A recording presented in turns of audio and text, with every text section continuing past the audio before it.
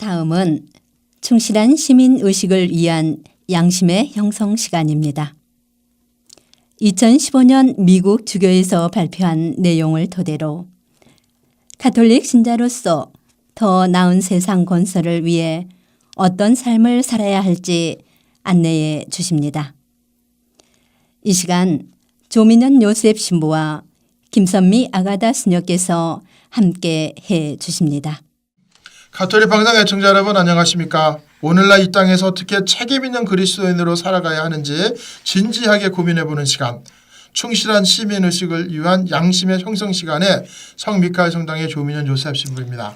가톨릭 성서 모임의 김선미 아가다 수녀입니다. 네, 저희 지난 시간에 정치란 무엇인지 또 복음화와 정치에 대해서 알아보았습니다. 인간은 다른 사람들과 더불어 살아가며 대화를 하고 또 의사결정을 하면서 사회의 질서를 유지해 나가는데 이러한 사회의 의사결정에 참여하고 사회의 권력에 행사하는 데 참여하는 것이 바로 정치라고 하였습니다. 이러한 정치의 토대와 목적은 바로 인간을 위한 것이 되어야 하고 그러기에 정치는 인간의 존엄을 존중하고 인권을 보호하고 증진하는 데 노력해야 한다고 하였습니다. 그리고 정치가 인간의 삶과 관련되는 한 정치는 윤리적인 것으로 현대 사회가 하느님의 뜻에 부합하는 그러한 사회가 될 수 있도록 노력하는 모든 활동에까지 미쳐야 한다고 말씀을 드렸는데요. 우리가 정치에 관심이 있든 없든 우리는 정치를 떠나서 살 수가 없습니다. 오히려 정치 안에서 살아가고 있고 또 정치는 우리 삶에 직접적인 영향을 끼칩니다. 가령 시간당 최저임금을 얼마로 하는지를 결정하는 것이라든가 더 크게는 나의 은퇴 시기를 정하는 것도 정치가 하는 일입니다. 이렇듯 정치는 공동체의 경제 자원과 가치를 배분하는 일이고 또 동시에 그것을 위한 공동의 의사결정 과정을 뜻한다고 볼 수 있습니다. 그래서 그리스도교의 사랑은 자신의 것을 내어놓음으로써 당장 굶주리는 이들에게 빵을 주는 것뿐만이 아니라 제도와 법률을 만들어서 또 그것이 부당한 것이면 고쳐서라도 굶주리는 이들이 생기지 않도록 하는 일까지 포함한다고 하였습니다. 이런 의미에서 정치 활동은 권력 투쟁, 그러니까 누가 권력을 잡느냐, 힘을 잡느냐라는 그런 차원이 아니라 어떻게 하면 공동의 선을 실현하느냐에서 정치가 이루어지는 것이 참다운 신앙인의 그리고 선한 의지를 가진 이들이 바로 정치에 참여해야 한다라는 의미가 됩니다.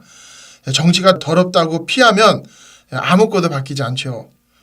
사실 우리 모든 그리스도인들은 더 나은 세계를 건설하라고 부르심을 받은 사람들입니다. 그래서 교회는 정권을 잡는 것, 정권 장악의 목표로 하고 있지 않지만 인간의 구원과 관련된 활동을 하기 때문에 인간의 삶에 관련된 정치에 대해서 윤리적이고 종교적인 판단을 내리는 것이 교회의 당연한 권리이고 의무가 됩니다. 따라서 교회는 정당을 넘어서서 존재하면서 윤리적이고 종교적인 요소들과 관련된 정치적인 내용을 판단할 수 있어야 합니다. 이러한 판단은 정치적인 비판으로 나가는 것이 아니라 하나님의 법에 따라서 수행되는 것입니다. 따라서 교회는 어떤 정치적인 단체에 속박되거나 예속됨이 없이 정치가 하나님의 법을 무시할 때에 이를 비판할 수 있어야 합니다. 예를 들어서 사형제도에 관해서 교회가 비판을 가해야 되고 서명운동을 통해서 국민을 계몽하고 사형제도의 폐지를 건의할 수 있습니다.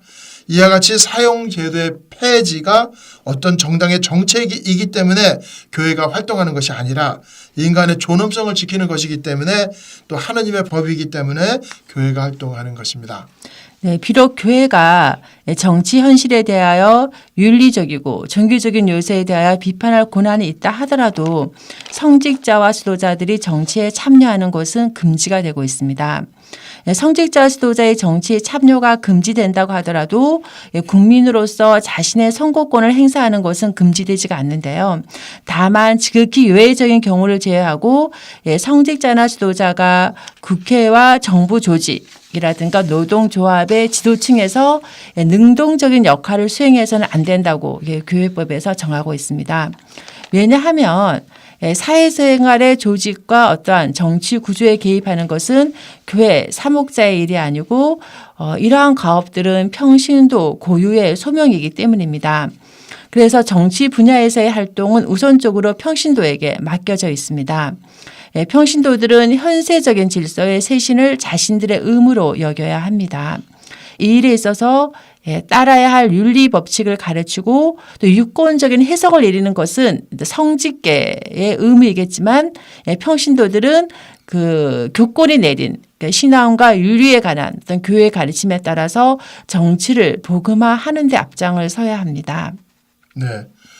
평신도들, 이 방송을 들으시는 대부분이 이제 평신도들이신데 지금 우리 이 시대를 평신도의 시대라고 말도 하는데, 평신도들은 그리스도의 제자로서 자기들의 고유한 신분에 따라서 세상 안에서 살아가면서 그리스도의 삶과 사명에 참여하는 사람들입니다. 자신의 소명에 따라서 현세 안에서 일하면서 하나님의 뜻대로 세상을 관리하는 동시에 하나님 나라를 세상 안에서 추구하는 직분을 가지게 되죠.